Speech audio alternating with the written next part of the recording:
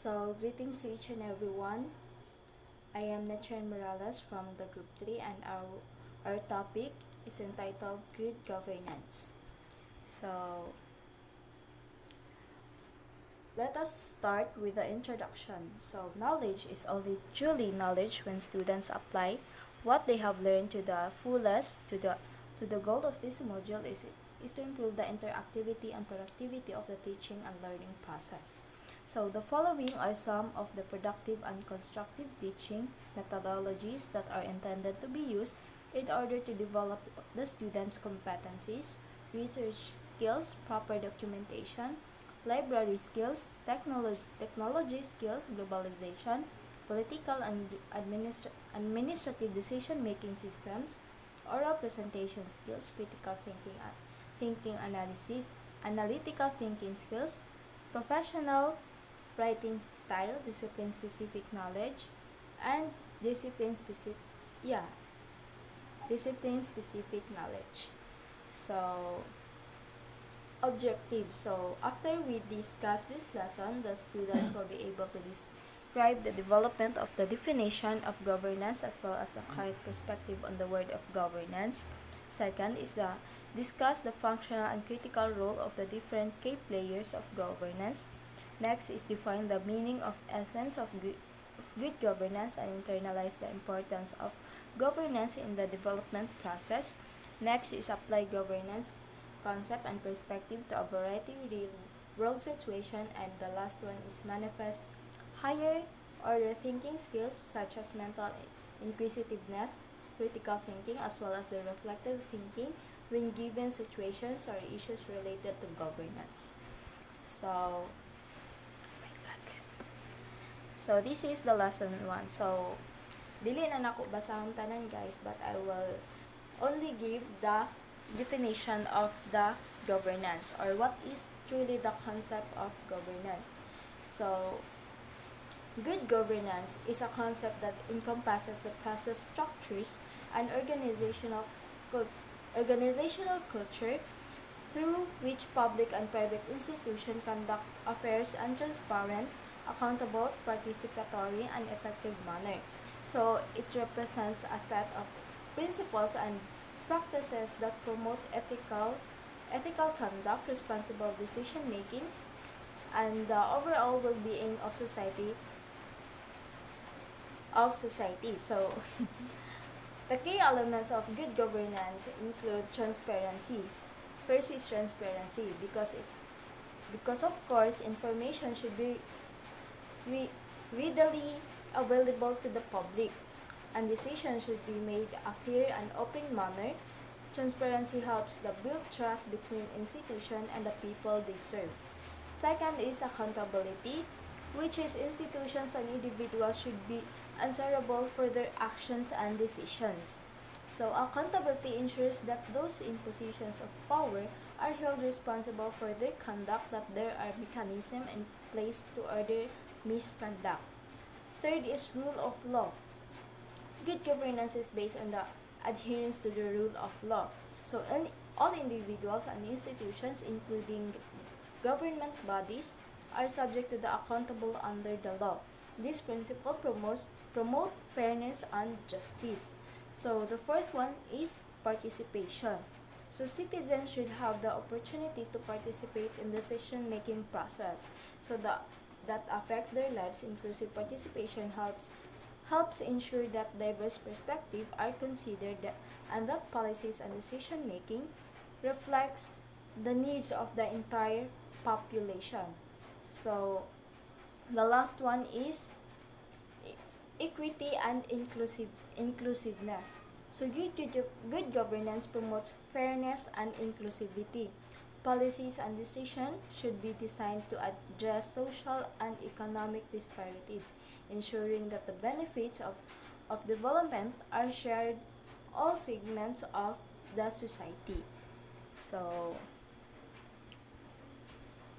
the next is the Institute of Good Governance defines governance as the process whereby societies or organizations make their important decision who has who has voice, who is engaged in the process, and how account is rendered. So, of course, that is the decision making. So, we all know that decision making is a big deal in terms of the governance. Syempre kay, of course, um, decision making is a big thing when you are making a decision. So, in good governance, it is the process of selecting a choice or course of action from among several alternatives. So, it is a crucial aspect of both individual and organizational function, influencing outcomes and determining the path forward. So, decision making involves a series and consideration, and it can be classified into various types based on the context and complexity. So, dako gid di siya nga, nga butang ang decision making. First is identification of decision. So, the process begins with recognizing the need of make a decision. This could arise from a problem, an opportunity, or a routine situation requiring to action. Second is define the goal or outcome. Third is gathering information, identifying alternatives, making the decision, implementation, and the last one is non-program decision. So, oh my god. Next is, if the group is too large to efficiently make all necessary decisions, it creates entity to facilitate the process. Group members delegate a large portion of decision-making responsibility to this entity. In voluntary sector organization, this entity is the board of directors. So one simple direction of governance is the art of steering societies of organization. So when it comes into a big company, let me say company, or population, this one na good, it is difficult to have a decision making, 'di ba? Labaw na kung isa ka for example, isa ka senator here sa Philippines. So you should decide what are the proper rules, what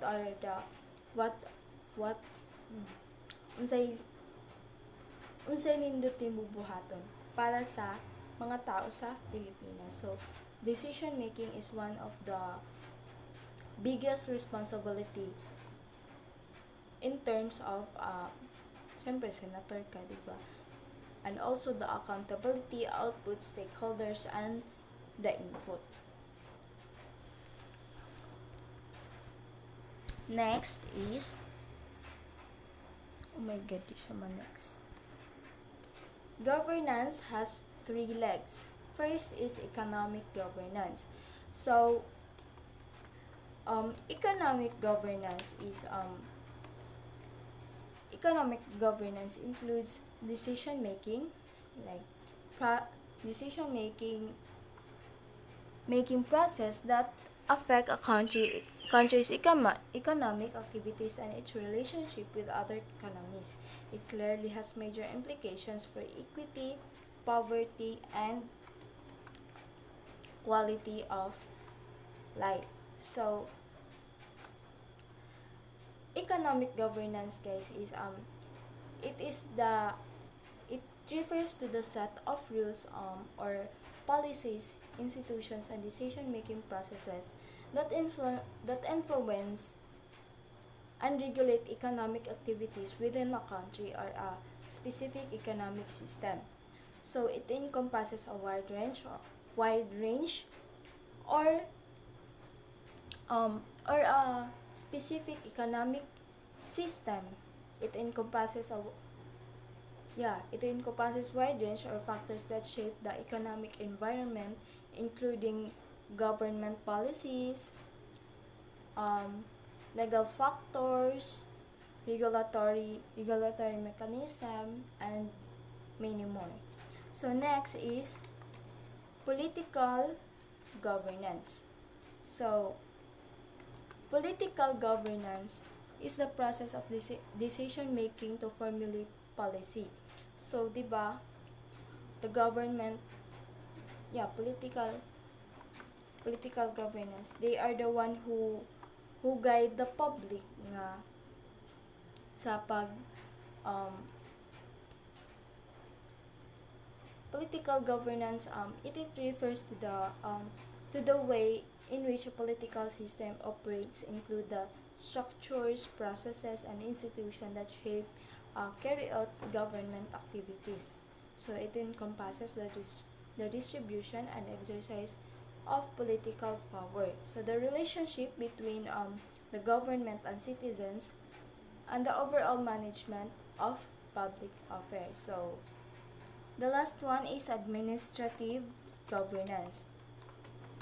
So administrative governance administrative governance is the system of policy implementation. So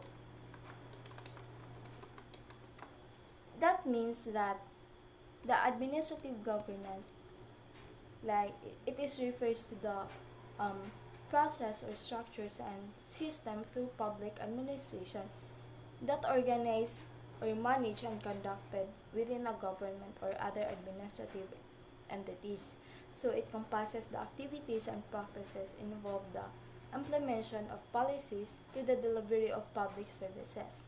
So and the day-to-day functioning to the government agencies. So next is the art of governing. So governance is the process whereby elements in society wield power and authority and influence and enact the policies and decision concerning public life, economic and social development art. So kining the art of governing mao na ni siya ang overall nga, as what I said earlier, di ba, tong political governance, sa patong mao na siya ang overall nga, it also include the art of governing involve unannounced or skillful practice of leadership and decision making within a political or administrative context. So it goes beyond the more application of rules and regulation and encompasses the ability to navigate the complex challenges, balance competing interests, and achieve the positive outcomes for society. So the need for governance is an effective board will improve the organization result, both financial and social, and make sure the owner's assets and funds are used appropriately. So poor governance can put organization at a risk of commercial failure, financial and legal problems where director justice or allow an organization to lose sight of its purpose and its responsibilities to its owners and people who benefit from its success. So that is all about my report, and the next reporter will be Miss Ronabel Pingol. So thank you so much for listening. So, hello classmate and our dear instructor, Montero. Good day. So, let me introduce myself. I am Ronabel Pingol, your student from 3MMB. So, by the way, I'm the second reporter from Group 3. So, today I would like to talk to you all about the very important topic. So, please set yourself any place where you are comfortable because I am now going to begin a discussion.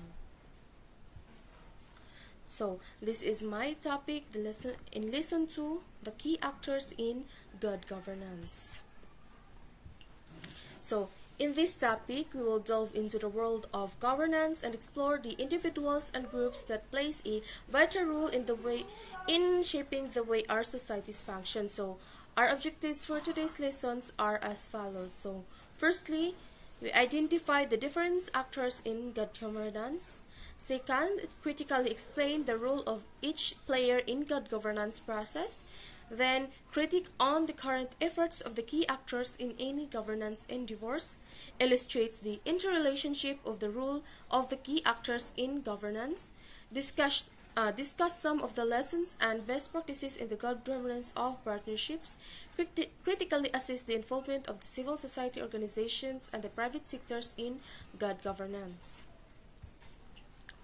So, in this Venn diagram, we will know what is in the key actors in governance. So, these are the state or the public sector, the business sector, and the civil society. So, first we have the first topic with the state.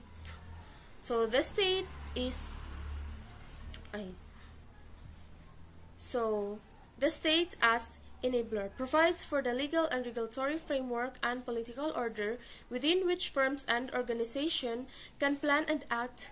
It encourages citizens to act by liberating them from the fear of military reprisals when they criticize policies or serve marginalized groups.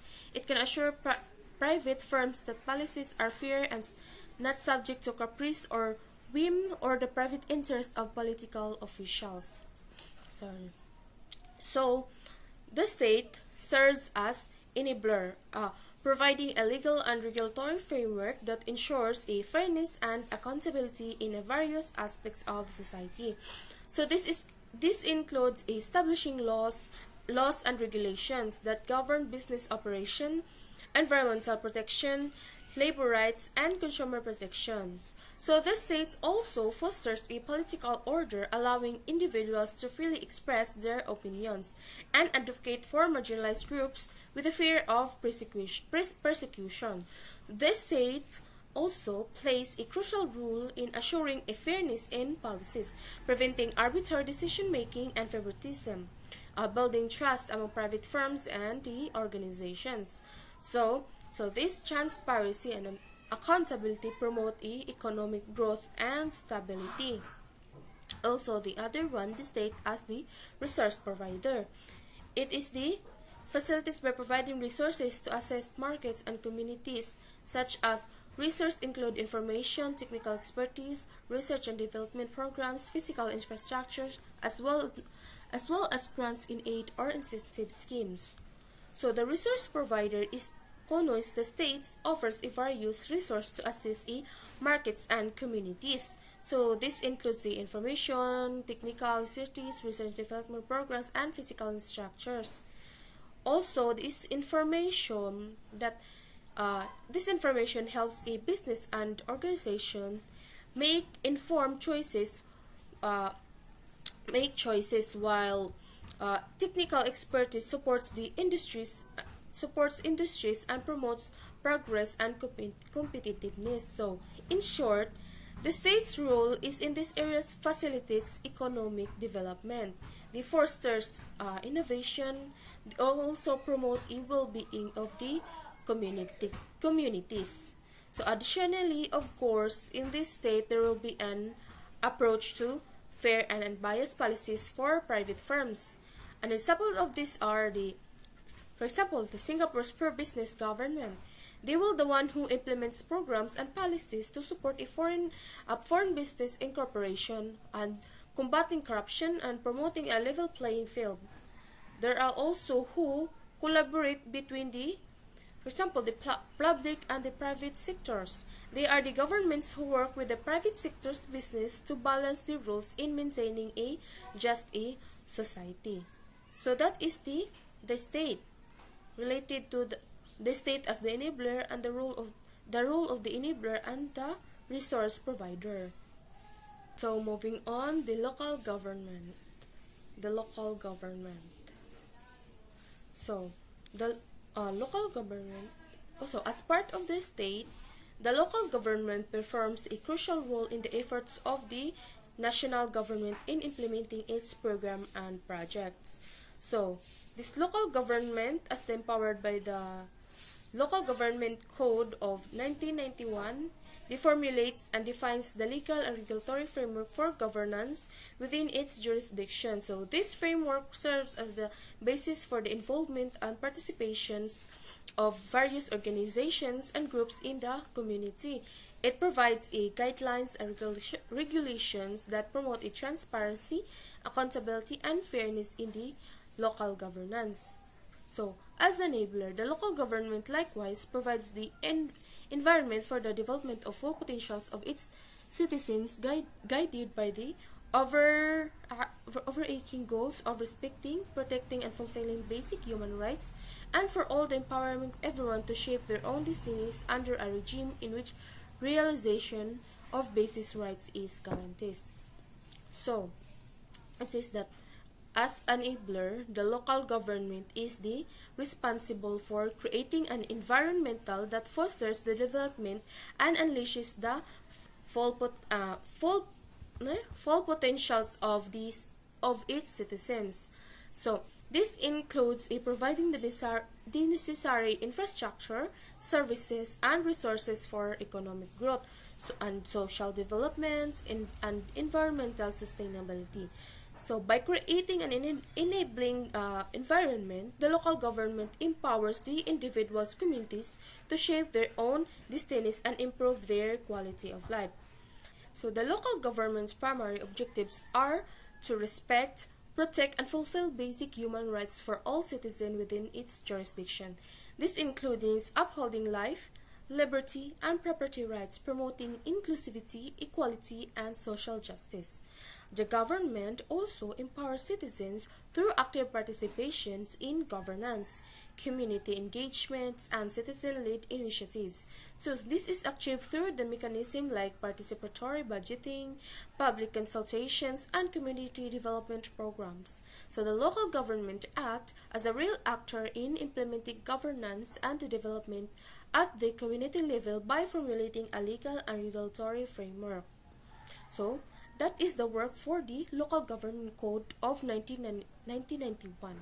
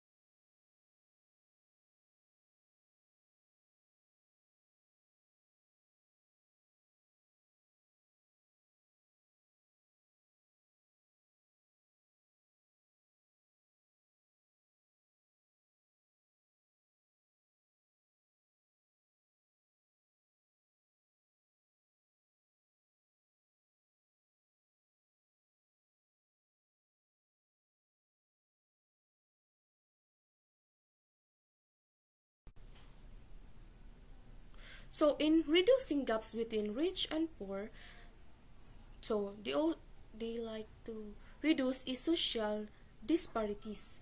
So in encouraging a cultural diversity and social integration, they maintain a cultural identity and roots while promoting social cohesion. They also ensure that the political system are accessible to all and that the legal system afford equal opportunity. So lastly is to protect the environment.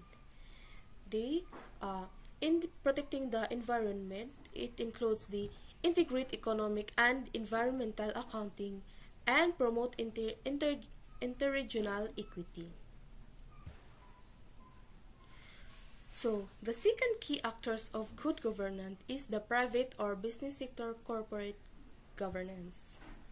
So, the private or the business sector's role in governance serves as a societal engine contributing to the economic development and job creation. It also provides financial and technical expertise to assist a local government in economic planning and implementation. They also offers resource for large-scale projects beyond the government's financial capacity, and expected outputs of the corporate governance include efficiency and economy. So in also the private or business sectors is they also provide a level playing field for those able to compete and safety nets for those unable to, aids in the development of technologies for community economic growth and development. They also promotes technology transfer for effective local governments and adds new role to the states by building partnerships and the linkages between the market and the civil society sectors. So the last key actors of the good governance is the civil society. So the civil society consists of the complex of citizens and groups outside governments working in the public arena. It is often called as the CSOs or the civil society organizations, and also sometimes referred to as the third sectors. So before I read the overview, let me explain to you a short fact about the third sector. So in the Philippines, the third sector governance refers to the governance practice and structures within the country's third sectors, which includes a non-profit organization, a non-governmental organization or the NGOs, and civil society organization. So, the Philippine third sectors has a long history that dates back to the Spanish colonial period before colonizing the Philippines, consisted of a small kingdoms and combination of families and clans, and there were no separate states, markets, or third sector organizations. However, over time, the third sector has emerged as a vibrant and important sector in the country. Also, the governance in the Philippines third sectors involves the management and decision-making process within the non-profit organization and NGOs. It includes aspects such as a board governance, leadership rules, accountability, transparency, and financial management. So good governance practices ensures that the effective and responsible operations of those organizations and their ability to fulfill their missions and serve the community. So in the civil society in the Philippines, they are the compromises, academia, school, NGOs, and the government entities. They also have the ASP AFINC, or the National College of Public Administration and Governance, collaborate with the NGOs, and other groups include POs and voluntary groups. So, and that is the Philippine third sector of the good governance. In short, the summary of the Philippine third sectors of the governance is that the Philippines has a vibrant third sectors with a history dating back to colonial times, which I mentioned earlier. So the Philippine third sector governance overview. So let me read you the governance overview. So the Philippines has a vibrant third sector with a history dating back to colonial times. So actually these are the keywords, okay? So that they also have the total number of civil society organization ranges from 249,000 to 497,000. Also the government's sector organization has been used extensively within the term popularized by the UNDP. Governance is a basic rule for boards of voluntary organizations and alternate governance models for non-profit university. Also, the scholars distinguish between the governance and management or administration, but agree that governance captures the scope of these special kinds of management applicable to those organizations. Also, the third sector organization has its own rule. So first is the engage in programs and services in areas where government is absent or private sectors is uninterested. They also facilitate political and social integration by mobilizing and empowering people. The governance in the third sector refers to the exercise of governing function by responsible person.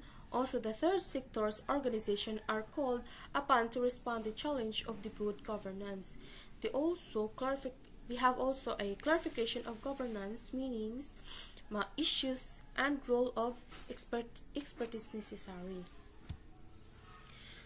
So, the civil society's role has also a local has a role in local governance. So provides a platform for public grievance and issues.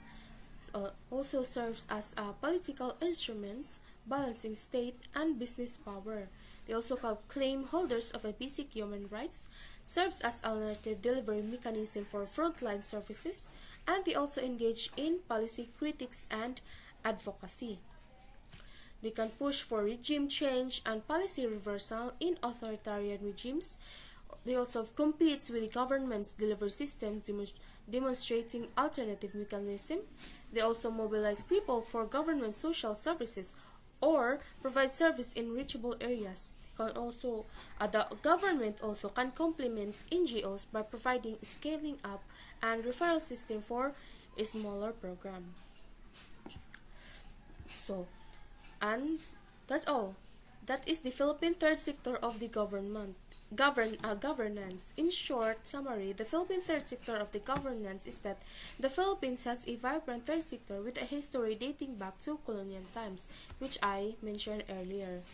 So, after all, the role of the society in good governance can be strategically directed towards a promoting partnership between the government and the civil society in designing, implementing, monitoring, and evaluating programs and projects. This can involve identifying areas where civil society can complement or supplement government's efforts or serves as alternative mechanism.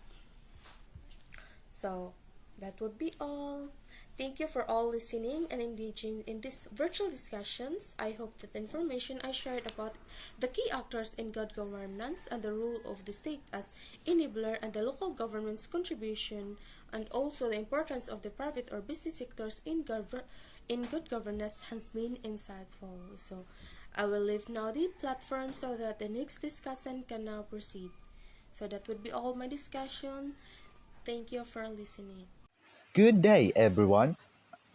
I am Renito Recalde Jr., and I will tackle about Lesson 3, the characteristics of good governance. Specific objectives. At the end of the lesson, the learners should be able to identify and enumerate the 8 characteristics of good governance according to UNDP. Second, describe each element or indicators of good governance. Third, determine how can these indicators be utilized in the measurement of performance of the government or assess whether these indicators are present in the government. Fourth, illustrate the interlinkage among the different elements of governance. And fifth, present some examples of the best practices in good governance. What is good governance? Good governance is about both achieving desired results and achieving them in the right way. One goal of good governance is to enable an organization to do its works and fulfill its mission. Good governance results in organizational effectiveness.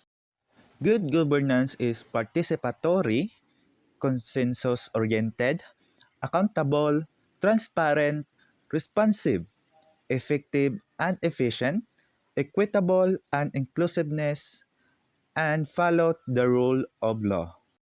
Good governance assures that corruption is minimized, the view of the minorities are taken into account, and that the voices of the most vulnerable in the society are heard in decision making. Good governance is also responsive to the present and future needs of the society. The eight characteristics of good governance. Good governance has eight major characteristics. First, participation. Participation by both men and women is the key of cornerstone of the good governance. All men and women should have the voice in decision making, either directly or through legitimate immediate institution that represents their interest. Such broad participation is built on freedom of association and speech. The second characteristic is the role of law. Legal frameworks should be fair and enforced impartially, particularly the laws on human rights. Good governance requires fair legal frameworks that are enforced impartially. It also requires full protection of human rights. The third characteristic is transparency. Transparency is built on the free flow of information. Processes, institutions, and information are directly accessible to those concerned with them, and enough information is provided to understand and monitor them. Transparency means that decision taking and their enforcements are done in a manner that follows rules and regulations. Next characteristics is responsiveness. Institutions and processes try to serve all stakeholders. Good governance requires that institutions and processes try to serve all stakeholders within a reasonable time frame. The next characteristics is consensus oriented. Good governance mediates differing interests to reach a broad consensus on what is in the best interest of the group and, where possible, on policies and procedures. It also requires a broad and long term perspective on what is needed for sustainable human development and how to achieve the goals such as development. The next characteristic is equity and inclusiveness. All men and women have opportunities to improve or maintain their well being. A society's well being depends on ensuring that all its members feel that they have a stake in it and do not feel excluded from the mainstream of the society. This requires all groups, but particularly the most vulnerable, have opportunities to improve or maintain their well being. The next characteristic is effectiveness and efficiency. Processes and institutions produce results that meet needs while making the best use of resources. Good governance means that processes and institutions produce results that meet the needs of society while making the best use of resources at their disposal. The concept of efficiency is in the context of good governance also covers the sustainable use of natural resources and the protection of the environment. The last characteristic is accountability. Decision makers in the government, the private sector of the civil society organization are accountable to the public as well as to the institutional stakeholders. This accountability differs depending on the organization and whether the decision is internal or external to an organization. Accountability is the key requirement of good governance. Accountability cannot be enforced without transparency and the rule of the law. And this is the end of lesson 3. For clarification and question, you can message me in Messenger, Renito Recalde Jr. Thank you for listening and God bless us all.